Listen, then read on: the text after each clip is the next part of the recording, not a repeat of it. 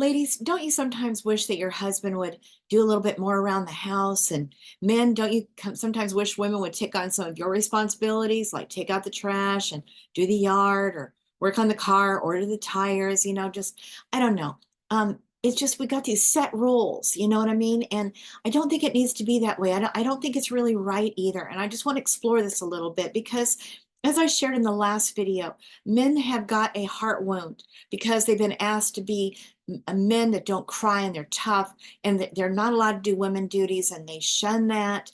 And women, we're taught that, you stay out of the men's business and you don't pitch in there. That's a man's job. Men should always be the ones taking out the trash, doing the yard, these kind of set things. Men should always take care of the car. I don't know. It's changing, I know, okay, but still it's kind of an issue. And I think that we both would like to see that change. And so I want to explore this a little bit. And I just wanted to tell you, my dad, he used to joke and laugh and say that, ha, ha, ha, I don't even know how to boil water.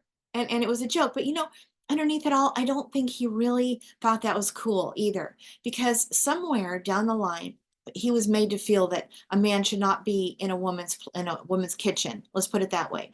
And my dad wouldn't step foot in a woman's kitchen. He stayed far away from it and during my growing up years. I don't remember him even helping with dishes at any point. I don't remember him helping with a meal at all. That's weird to think of. I never thought about that before. But that's not normal either. But let's just explore this. How did this happen? So, the men were asked and they were trained to not be like women. Women, you're not to be like men. We're different than each other and we have different duties. And we're trained, programmed to see it this way, to do it this way. But I think that men want to be released. I think the women want to be released from these standards, these programming. I think they don't want to be there. And I think us women don't want to be in that place either. I went through a divorce and during the time that I was alone for one whole year, I had to begin to do the men duties. Matter of fact, I did a full man's job every day for about a year on my own. And I had to do everything. And it was empowering, I have to admit it. I went down and I said, you know what, Angela, no more of just letting your husband deal with the TV every night and knowing how to use that remote. I didn't even know how to use the dang remote. And so I made myself start learning these things and, taking care of the car, the tires, if it would go flat, dealing with it, everything that, and I did way more. I'm not going to get into that, but I was doing a man's work and empowered me to a certain degree because before that I felt so low and it was really a change for me. And so I just wanted to say about my dad because this whole situation of not boiling water, he started to feel like my wife's not doing well physically. We're getting older. I want to start pitching in and doing some help in the kitchen. So we worked it out where he got a rice cooker and he could do these amazing things in this rice cooker, make a whole meal. And they had a little basket in the top and he could put the vegetables and the bottom had the meat that was cooking or whatever that he was wanting to cook up in this one pan, two sections thing. Well, his wife got really, really upset about that because I don't know, he was taking over her space, her way of having power in the family, taking away what little that she, I shouldn't say what little, that's not what I mean at all, but what her job was. And she did not like it. She really, really didn't like it. I'm not going to say how that all went down, but she didn't like it. So that shut my dad down. I don't even know that he's touched that rice cooker since. I really don't think so. But even in spite of the fact that she really, really did need his help. And it's just, I think she felt threatened. Her job felt threatened. We don't need to feel that way anymore, guys.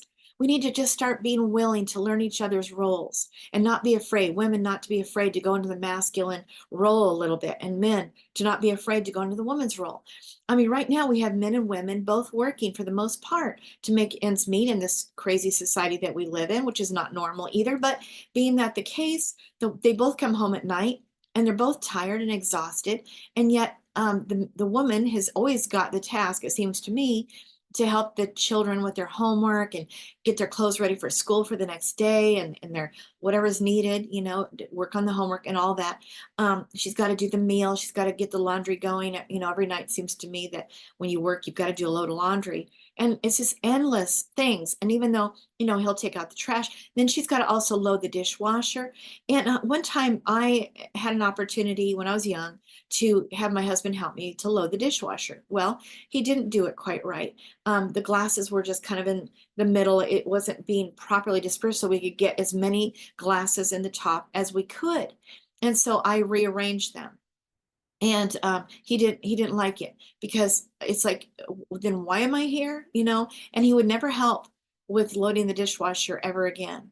And yeah, so we've got to be sensitive. We've got to say it's okay if they don't do it exactly right. So what if they loaded the dishwasher wrong? Don't complain. You're getting help.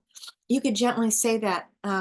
Yeah, I don't know, some later time. Hey, honey, next time, not that night, okay, not that night, but sometime later, honey, when you load the dishwasher, would you mind just letting me kind of show you how I kind of prefer to have it, just so that we can get a little bit more dishes in there, maybe? You did a great job. Don't get me wrong. I really appreciate the help. But so men are very sensitive, and I think it's because they've been chastised in later previous historical times. Ancestrally, I can't even say that. You know what I'm trying to say. I'm not going to say it. But they just have learned. It's a learned pattern of many, many, many years, probably thousands of years, that this is the woman's place to raise the children, to do everything. But roles have changed, situations have changed, and we need to change with that. And I don't think that it's normal for a man to not be allowed to be in his heart, to be emotional, to be sensitive.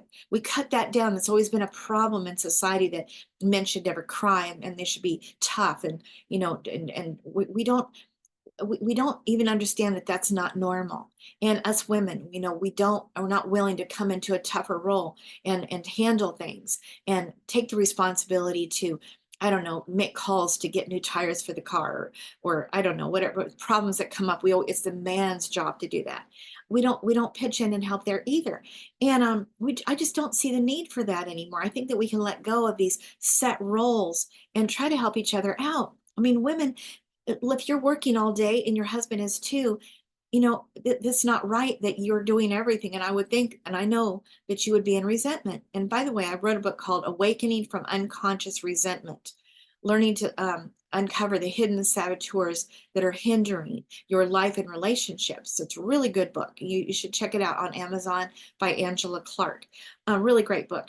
But we need to kind of not stuff all this stuff down. We need to start speaking to what hurts and not just take it. Women have always just kind of taken it without saying anything. But you guys, then we're not in our hearts. We're bitter. We're resentful. Then no one's in their heart. We got to have somebody at least who's leading the way in the heart space. And I'm just saying that men need to step up to the plate and also be in the heart space by allowing themselves to have their emotions about, how come you can't help me with these things? If he's working too much and he needs help, then he needs to be able to speak and say what hurts, and be emotional and sensitive, and come from a heart space and say that hurts, and these things that men are ashamed to do. I mean, it hurts for men to say it hurts me.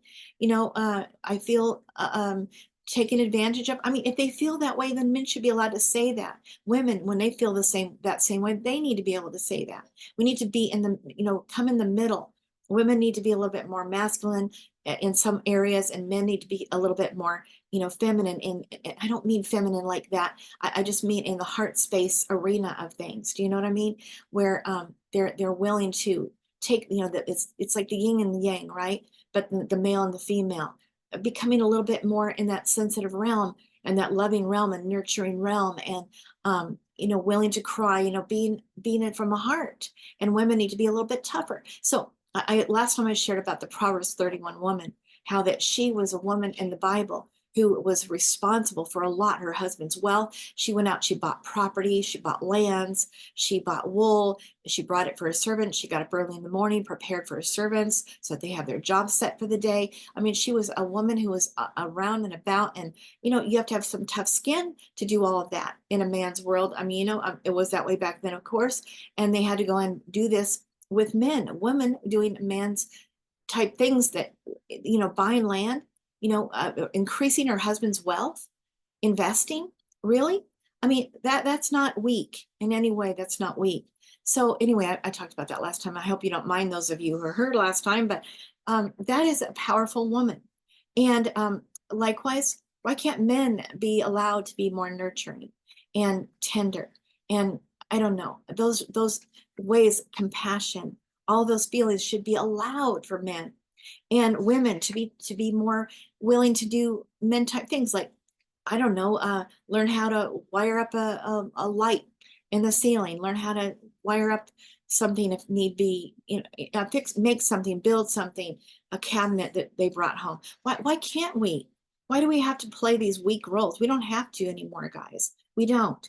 My husband, he had a woman who was a mentor to him when he was beginning to get out of the Jehovah's Witnesses, that he felt that I can't stay here anymore. And she was a really great help to him. And she said, Dan, you go to work every day and you have friends and you talk to them, you go out to lunch and you have camaraderie, you're accomplishing something, you're making money, it feels good, you have a sense of self-esteem. And when you go home at night, your wife has been home with the children. She hasn't seen anyone all day. She's saying goo goo gaga and and dada or whatever she's doing to teach the talking baby talk with the children. And she rarely is as out and about because it's a big load. And she has no sense of accomplishment. Her work is thankless, she told Dan. And so it's right that you need to pitch in and help at night and put those babies to bed, get the bath water ready. I don't know, help out with the dishes after dinner. Don't just let her, this is a 24/7 for a woman, and you need to pitch in and help, Dan. And she kind of like really showed him that this is really thankless work. There's nothing to show for it. I mean, you clean up all the toys and by the time you go to bed, it's all cleaned up, looks great. And you come in the morning, your husband goes to work, kids get up, and the house is a disaster again. I'm telling you, that's the way it really is. Toys everywhere. It's a crazy thing when you have children. It's very, very difficult. And imagine you had that sense of pride that your house looked great, and then in the morning by 9 o'clock, it's already a mess already, and it stays that way all day until nighttime. Maybe before Dad gets home, you clean up all the toys, but it doesn't feel good. And so it's truly thankless. You do a million diapers, a million loads of laundry. It's really a very thankless work and you don't get paid for it. So anyway, I just wanted to, just let men hear that side of the story. Likewise, men, there's a lot of ways that they feel put upon and they would like us to step up to the plate and pitch in more on their end of things and be a little bit tougher and make phone calls, to get things fixed. I don't know. You know what I mean, guys? Willing to go the other person's role and not so stuck in this is the way it's always been and this is the way it's always going to be and this is a man's role and this is a woman's role. I say that needs to change. So anyway, I think that's all I wanted to talk about tonight. Oh, there was one other story I was going to tell you about. There was a relative that I know of. So she was being asked by her husband, in the family, this family member of mine. She was asked by her husband to host the Thanksgiving dinner that year, and she didn't want to do it. But he was insistent that, it's been at those people's house, and it's our turn. So she begrudgingly said, okay, knowing that he was not going to help her one iota, not anything, not planning, not purchasing, not, doing the table, not making the food, not cleaning up afterwards, not anything. And sure enough, I witnessed it. He didn't do one single thing. And she never said anything about it. But guess what happened? It all came out because everything that she made almost without exception was ruined or burned or, it was beyond shocking because she was so resentful and so rageful that it came out in the cooking. It was burnt. It was ruined. It was just, it was shocking. And but that's what will happen when you do things out of resentment and you're not saying and speaking and getting your voice and saying it. It hurts when you don't pitch it and help, and I don't understand it. And I don't want to do it when you're not going to help me. This is too much of a load. That we don't allow ourselves to say these things. We must get our voices and speak what hurts, because it's actually, if you don't mind my saying, it talks in the scriptures about that we're to speak the truth in love. And well, anyway, I think I'll just leave it at that one. But if we're lying and we're holding in things and allowing bitterness to set in and we're not doing anything about it, that bitterness, it gets worse. It turns to rage, hate, and it comes out. And that woman I was just talking about, she burnt everything for Thanksgiving, imagine. And she didn't seem to care about it either. She was just plain old mad. So anyway, for whatever that's worth, like I said, I think we can change this, but we do have to start changing the role, allowing each other to pitch in on the side you're not comfortable with. And women don't cut down the men when they pitch in and help. When they don't do it right, they don't vacuum right. They I don't know, they get the vacuum cleaner all messed up with the rug, or and we just don't want to cut them down. Okay, we want to support them and say thank you so much for helping, even if it didn't go perfectly well, just like you do when you're training your own children. You don't cut them down when they don't do things right, at least you shouldn't. It's like they didn't clean the bathroom right the way that you would. We don't want to cut them down, or they're going to hate doing it. We want to encourage them and say, good job, thank you for cleaning it. Hey, listen, let me show you, we could get around here too, and just be real gentle, real loving. So that's how we do our children, right? And that's how we need to do our men too. Just when we ask for help, when they don't do it the way that we hope and we want, we don't complain. We just smile and we mean it. I'm really grateful. I know you did. And don't say this. I know you did the best you could. Don't say that. No, don't say that. But you think it. I know he did the best he could. And just really be thankful. At least it got done. Why does it have to be perfect? Why? It doesn't have to be. It's good enough. Let it go. Don't be so controlling. Let it go. So anyway, that's enough for now. And by the way, also, again, I told you about my book, but you can see I'm an Empower Her life coach. If you want to get a hold of me, you want to talk about some of these things, please get a hold of me. And the way you can do that for right now, because my website's being worked on right now, but it's Angela's Inspirations, that's an S on the end of both of those words, at gmail.com. And my website about ready to have this all fixed so you can take care of scheduling later this way, but it's angelasinspirations.com. And so anyway, I hope that I hear from you. And hey, have a great life. I hope that these changes are kind of come to your mind here and there, and tell your friends about it. Let's get things changed around here, guys. We don't need to have it this way anymore. And let's make all of our lives a little bit happier. And let's come to the middle place so that, we're in the center with each other. We're in harmony with each other in our relationships, wherever they are. It doesn't have to be marital. It could be outside of that. Anyway, that's it. All right. Take care. Thanks for listening. Take care.